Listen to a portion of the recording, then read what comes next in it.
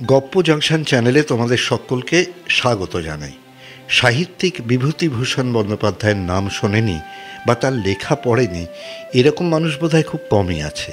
তিনি মূলত উপন্যাস ও ছোট গল্প রচনার মাধ্যমে প্রভূত খ্যাতি উপার্জন করেছিলেন।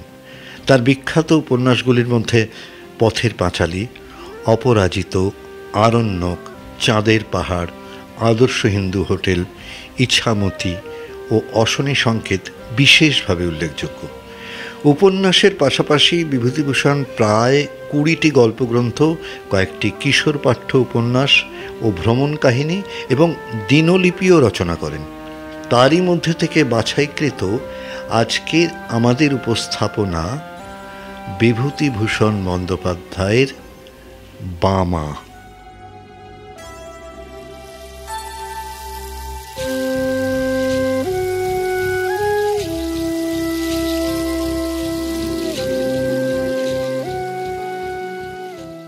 আমার যখন 22-24 বছর বয়স, তখন নানা দেশে বেড়ানোর একটা কাজ জুটে গেল আমার অদৃষ্টে।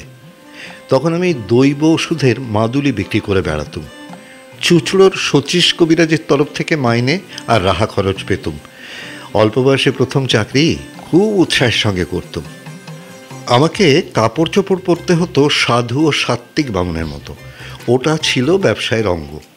গিরিমাটির রঙে ছোপানো কাপড় পরনে, পায়ে ক্যাম্বিসের জুতো, গলায় মালা, হাতে থাকতো একটা ক্যাম্বিসের ব্যাগ, তারই মধ্যে মাদুলি এবং অন্যান্য ওষুধও থাকত। বছর 3 সেই চাকরি করি, তারপর শরীরে সইল না বলে ছেড়ে দিলাম। একবার যাচ্ছি বর্ধমান জেলার মেমারি স্টেশন থেকে মাখমপুর বলে একটা গ্রামে। এটা মাদুলি বিক্রির জন্য নয়, মাখমপুরে শচীশ কবিরাজের শ্বশুরের বাড়ি। সেখানকার জমি জমার ওয়ারিশান দাঁড়িয়েছিলেন শচীশবাবু। শ্বশুরের ছেলেপুলে না থাকায় আমাকে পাঠিয়েছিলেন পৌষ কিস্তির সময় জমি জমার খাজনা যতটা পারি আদায় করে আনতে। কিন্তু তাহলেও পরনে আমার গেরুয়া কাপড়, হাতে মাদুলি আর ওষুধ ভরা ক্যাম্বিসের ব্যাগ ইত্যাদি সবই ছিল। যদি পথে ঘাটে কিছু বিক্রি হয়ে যায়, কমিশনটা তো পাবো। কখনো অঞ্চলে যায়নি। মেমারি স্টেশনে নেমে বেলা 2টোর সময় হাঁটছি, হেঁটেই চলেছি। সে পথ আর ফুরোয় না। এক জায়গায় একটা ছোট বাজার পড়ল, সেখানে কিছু খেয়ে নিয়ে আবার পথ হাঁটি। গ্রামে গ্রামে ওষুধ বিক্রি করে বেশ কিছু রোজগারও করা গেল। দেরিও হলো বিশেষ করে সেই জন্য। আর একটা বাজার পড়ল, সেখানে দোকানদারদের কাছে শুনলুম আমার গন্তব্যস্থানে পৌঁছতে অন্তত রাত 9টা বাজবে। কিন্তু সকলেই বলল, সন্ধ্যের পরে আগে গিয়ে আর পথ হাঁটবেন না ঠাকুরমশাই। এইসব দেশে ফাঁসুরে ডাকাতের বড় ভয়। বিদেশি দেখলে মেরে ধরে যথা সর্বস্ব কেড়ে নেয়। প্রায় বনের মধ্যে বড় বড় মাঠের মধ্যে ঘাপটি মেরে বসে থাকে। খুব সাবধান, একটা দিঘি পড়বে মাঠের মধ্যে, এই ক্রোশ 3 দূরে। জায়গাটা কিন্তু একদম ভালো নয়। বড় বড় মাঠের উপর দিয়ে রাস্তা। সন্ধে প্রায় হয় এমন সময় দূরে একটা তাল গাছ ঘেরা দিঘি দেখা গেল। আমার বুকটা ঢিপঢিপ করে উঠল। দিঘির ওপাশে সঞ্জয়পুর বলে একটা গ্রাম। সেখানেই রাত্রের জন্য আশ্রয় নেওয়ার কথা বাজারে বলে দিয়েছিল। কিন্তু সন্ধে তো হয়ে গেল তাল দিঘির এদিকেই। অন্ধকার হবার দেরি নেই। কোথায় সঞ্জয়পুর, কোথায় বা কি? মনে ভারী ভয় হলো। কি করি এখন? সঙ্গে মাদুলি, ওষুধ বিক্রির দরুন অনেক টাকা। পরক্ষণে ভাবলুম, কিছু না পারি দৌড়তে তো পারবো, না হয় ব্যাগটাই যাবে, কিন্তু প্রাণটা তো বাঁচবে। ভয়ে ভয়ে দিঘির কাছাকাছি তো এলুম। বড় সেকেলে দিঘি, খুব উঁচু পাড়। পাড়ের দুধারে বড় বড় তাল গাছের সারি, আর তার ধার দিয়েই রাস্তা। দিঘির পাড়ে কিছু লোকজনের সম্পর্ক নেই। যে ভয় করেছিলাম দেখলাম সবই ভুয়ো। মানুষ মিথ্যে যে কেন এরকম ভয় দেখায়। প্রকাণ্ড দিঘিটার পাড় ঘুরে যেমন তালবনের সারি ও দিঘির উঁচু পাড়কে পেছনে ফেলেছি, সামনেই দেখি ফাঁকা মাঠের মধ্যে দূরে একটা গ্রাম লিলি করছে। নিশ্চয়ই ওটা সেই সঞ্জয়পুর। বাঁচা গেল বাবা, কি ভয়টাই না দেখিয়েছিল লোকে। দিব্যি ফাঁকা মাঠ, কাছেই লোকবসতি, গায়ের গরু বাছুর চড়ছে মাঠে, কেন এসব জায়গায় বিপদ থাকবে? আমি এই রকম ভাবছি, এমন সময় তালপুকুরের ওদিকের পাড়ের আড়ালে যে পথটা, সেই পথ বেয়ে একজন বৃদ্ধকে আমার দিকে আসতে দেখলাম। বৃদ্ধ বেশ বলিষ্ঠ গড়নের, এই বয়সেও মাংসপেশি বেশ সবল, গলায় রুদ্রাক্ষের মালা, হাতে ছোট একটা লাঠি। বৃদ্ধ আমায় বললে,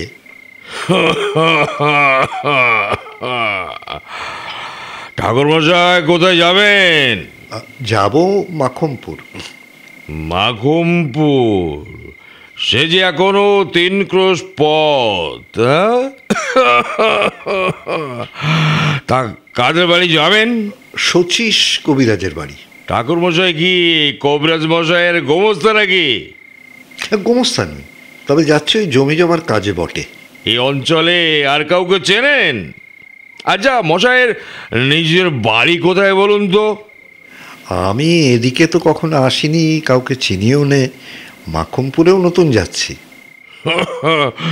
সেখানেও কেউ তাহলে আপনাকে চেনে না? না না না না, কে চিনবে? আমার এই কথায় আমার যেন মনে হলো বুড়ো একটু কি ভাবলে, তারপর আমায় বললে, কিছু যদি মনে না করেন, একটা কথা বলবো। আর রাত্রে আজ দয়া করে আমার বাড়িতে পায়ের ধুলো দিন। আমরা যাতে বারুই জল অচরণীয়, আপনার অসুবিধে হবে না। শুনুন, ওই চণ্ডী মণ্ডপের পাশে বাইরে ঘর আছে, সেখানে থাকবেন। রান্না বান্না করে খাবেন। আসুন আসুন আসুন আসুন আসুন, দয়া করে আসুন আসুন। আমি বৃদ্ধের কথায় ভারী সন্তুষ্ট হলুম। সত্যি তো, সেকালের লোকেরা অন্য ধরনের শিক্ষায় মানুষ। অতিথি অভ্যাগতদের সেবা করেই এদের তৃপ্তি। বৃদ্ধ এই প্রস্তাব না করলে রাঢ় অঞ্চলের অজানা মেঠো পথ বেয়ে এই সুমুখ আধার রাতে আমার যেতেই তো হতো মাখমপুরে, 3 ক্রোশ হেঁটে। গ্রামের পূর্ব প্রান্তে বড় মাঠের ধারে বৃদ্ধের বাড়ি। বৃদ্ধের নাম নফরচন্দ্র দাস। আমি চণ্ডী মণ্ডপে উঠতেই একটা কুকুর ঘেউ ঘেউ করে উঠল। কুকুরের এই ডাকটা আমার ভালো লাগলো না। না, আমি এর কোনো কারণ দেখাতে পারবো না, কিন্তু এই কুকুরের চিৎকারে যেন একটা কীরকম ছন্ন ছাড়া, মানে একটা অমঙ্গলজনক অর্থ আছে। মঙ্গল সন্ধ্যায় কোনো গৃহস্থ বাড়িতে আসিনি, যেন শ্মশান ভূমিতে এসেছি। বৃদ্ধের বাড়ি দেখে মনে হলো বেশ অবস্থাপন্ন গৃহস্থ। বাড়ির উঠোনে সারি সারি 3টে ধানের গোলা, গোলার সঙ্গে প্রকাণ্ড গোয়ালঘর, বলদ ও গাইয়ে প্রায় 20-22টা। অন্তঃপুরের দিকে 4খানা বড় বড় 8চালা ঘর, বাইরের এই চণ্ডীমণ্ডপ, আর তার পাশে একখানা কুঠুরি। আমায় বাসা দেওয়া হলো কুঠুরিতে। কুঠুরির একপাশে ছোট একটা চালা, সেখানে আমার রান্নার আয়োজন করে দিয়েছে। হাত মুখ ধুয়ে সুস্থ হয়ে বিশ্রাম করছি। গৃহস্বামী এসে বললে, ঠাকুরমশাই, রান্না চাপান। আর রাত করেন কেন? রান্না চাপান চাপান, রান্না চাপান। আমি রান্না চালায় বসে রান্না ছড়িয়ে দিতে যাচ্ছি, এমন সময় দেখি একটি বাড়ির বউ ভিতর থেকে একগাছা ঝাঁটা হাতে এসে আমার রান্না চালার সামনে দিয়ে ঢুকলো আর ঝাঁট দিতে শুরু করলো।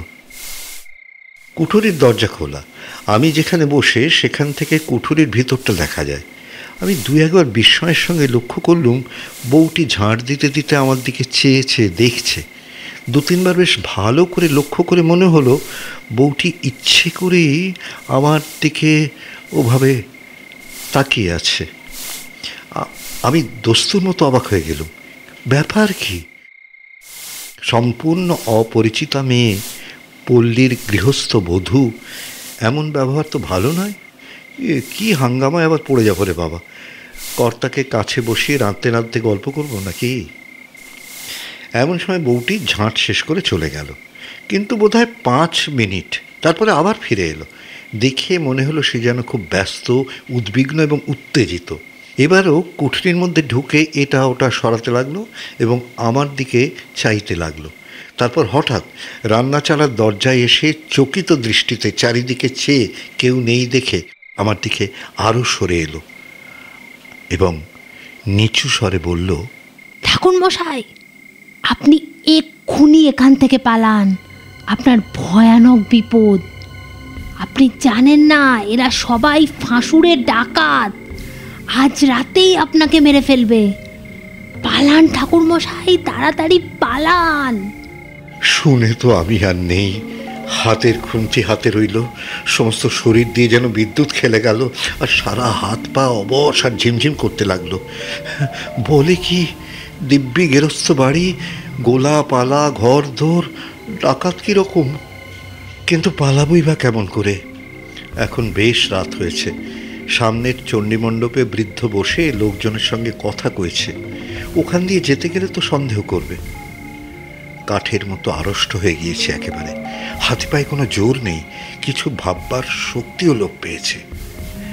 মিনিট 5 এমনিভাবে কাটল। এমন সময় দেখি সেই বউটি আবার কি একটা কাজে কুঠরির মধ্যে ঢুকে খোলা দরজা দিয়ে আমার দিকে চেয়ে দাঁড়িয়ে রইল।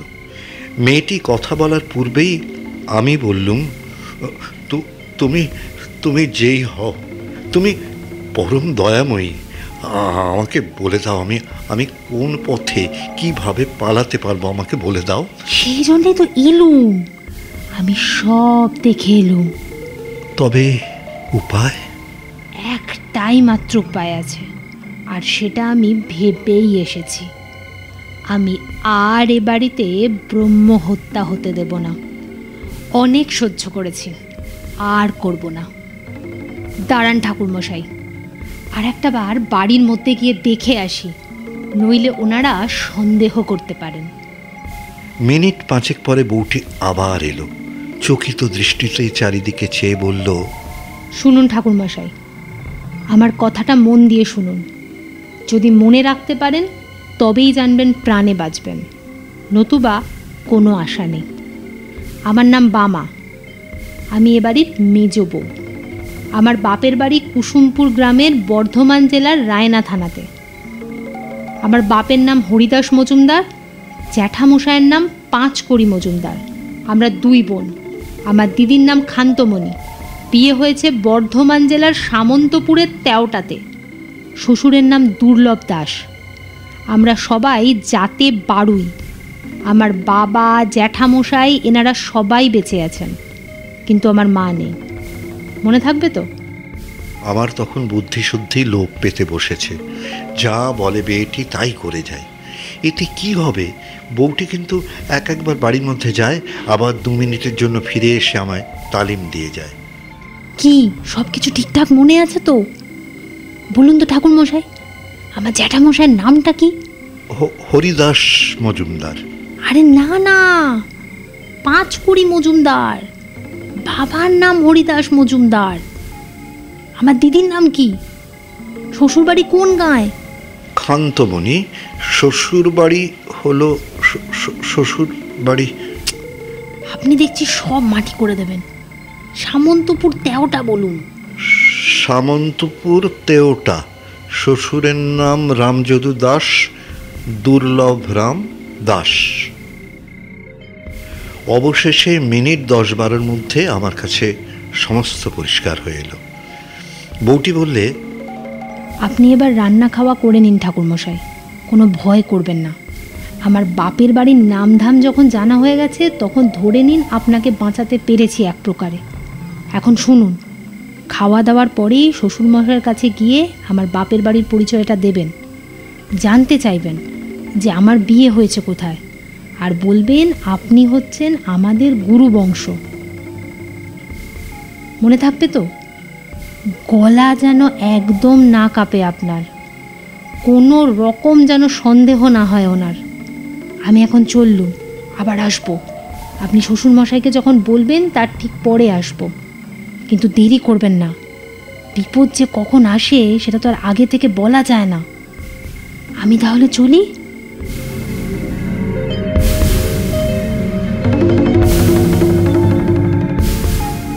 রান্না খাওয়া শেষ না করলেও তো সন্দেহ করতে পারে। রান্না খাওয়া করতেই হলো। রাত্রের অন্ধকার তখন বেশ ঘন হয়ে এসেছে।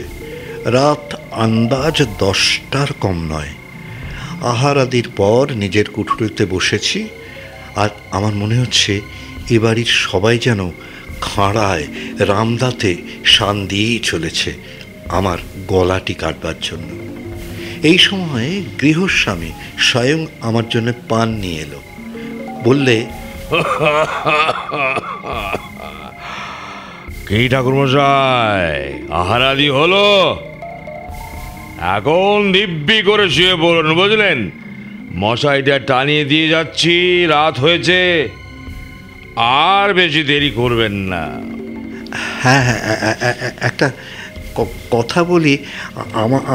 আমাদের এক মন্ত্র শিষ্য, ওই বাড়ি কুসুমপুর, থানা রায়না, নাম হচ্ছে পাঁচকড়িয়ে, হরিদাস মজুমদার। তার একটি মেয়ের নাম বামা। এদিকেই কোথায় বিয়ে হয়েছে।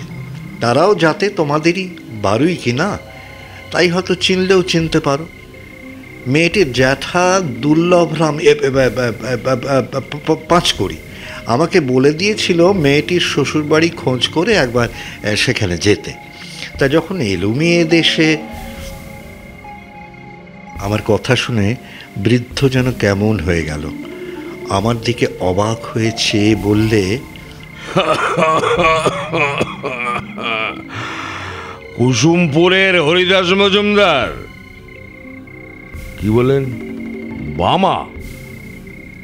আপনি তাদের চিনলেন কি করে? আমি যে তাদের গুরু বংশ। আমার বাবার ওরা মন্ত্র শিষ্য কি না। হ্যাঁ, বসুন বসুন, আমি আসছি, বসুন। আমি একটা কুঠুরির মধ্যে বসে রইলুম। সন্দেহ ও ভয় তখনও কিচ্ছু যায়নি। আর এরা যে গুরুদেবকেই রেহাই দেবে তা কে বলেছে? কিছুক্ষণ পরে বৃদ্ধ ফিরে এলো। পিছনে সেই বধূটি, আর একজন সন্ডা মার্কা গোছের যুবক এবং একজন প্রৌঢ়া স্ত্রীলোক, সম্ভবত বৃদ্ধের স্ত্রী। বৃদ্ধ বললে, এই যে মামা, ঠাকুরমশাই, আমারই মেজো ছেলের সঙ্গে এই আমার মেজো ছেলে শম্ভু। ঘর করো, সব ঘর করো, ঘর করো। মেজো বৌমা, দেখো তো মা, চিনতে পারো একে? চমৎকার অভিনেত্রী বটে বামা। অদ্ভুত অভিনয় করে গেল। ঘোমটা খুলে হাসি মুখে সে আমার পায়ের ধুলো নিয়ে প্রণাম করলে, গলায় আঁচল দিয়ে। জীবনদাত্রী দয়াময়ী বামা। আমার চোখে প্রায় জল এসে পড়ল। তারপর সে রাত্রি তো কেটে গেল। খাবার জল দেবার ছুতো করে এসে বামা আমায় আশ্বাস দিয়ে গেল। বললে, আপনি আর চিন্তা করবেন না ঠাকুরমশাই, এবার শুয়ে পড়ুন, আর কোনো বিপদ নেই। সত্যি, আমি যদি সেই সময় না দেখতাম তাহলে যে কি সর্বনাশটা হতো। আবারও একটা ব্রহ্ম হত্যা হতো এই বাড়িতে।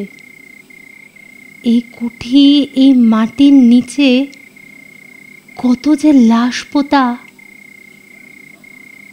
যাকে, আপনি শুয়ে পড়ুন, আর কোনো ভয় নেই। নিশ্চিন্তে রাতটুকু ঘুমিয়ে পড়ুন বাবা ঠাকুর। আমার মনের অবস্থা বলবার মতো নয়। বললুম, আচ্ছা, এ পুলিশ কি গাঁয়ের লোক, এরা এরা এরা কেউ কিছু টের পায় না? মানে এরা কি কেউ কিচ্ছু বলে না? কে কি বলবে ঠাকুরমশাই? এটা তো একটা ফাঁসুরের ডাকাতেরই গা। এখানকার সবাই ডাকাত। আমার বাবা যদি আগে কথাটা জানতেন তাহলে কি আর আমাকে এই গাঁয়ে বিয়ে দিতেন বলুন? আমি তো জেনেছি বিয়ের পরে, কিন্তু তখন অনেক দেরি হয়ে গেছে। আর এখন তো আমার একটি সন্তানও আছে। এই ভিটেতে যদি রোজ রোজ এরকম পাপ চলতে থাকে তাহলে তো তারও অকল্যাণ হবে বলুন। আমি আমার স্বামীকে অনেক বারণ করেছি, বিশ্বাস করুন, কিন্তু ওই বা কী করবে। মাথার ওপর আমাদের শ্বশুরমশাই আছেন, তিনি আবার পুরনো ডাকাত। আমার ভাসুরেরাও তো রয়েছেন। যাকে, আমার কথা বাদ দিন। আপনার আর কোনো চিন্তা নেই ঠাকুরমশাই, আপনি নিশ্চিন্তে রাত্রিটুকু ঘুমিয়ে নিন, কোনো ভয় নেই আপনার। আপনি এখন সম্পূর্ণ নিরাপদে রয়েছেন। আমি তাহলে এখন আসি, কেমন? সকাল হলো। বিদায় নেবার সময় বৃদ্ধ আমাকে 5 টাকা গুরু প্রণামে দিলে। বামাকে আড়ালে ডেকে বললুম, তুমি তুমি আমার মা, তুমি আমার জীবনদাত্রী। আমি আশীর্বাদ করি মা, চির সুখী হও মা, চির সুখী হও।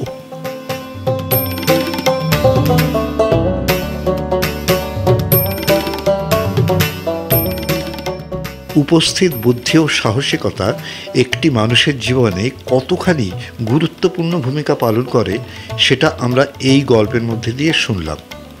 কেমন লাগলো আজকের গল্পটা কমেন্ট করে লিখে জানাতে ভুলো না কিন্তু। আর হ্যাঁ, তোমরা যারা যারা এখনও আমাদের চ্যানেলটা সাবস্ক্রাইব করনি তারা অবশ্যই সাবস্ক্রাইব করে আমাদের পাশে থাকো। ফেরত আসছি আবার আগামী সপ্তাহে, কেমন?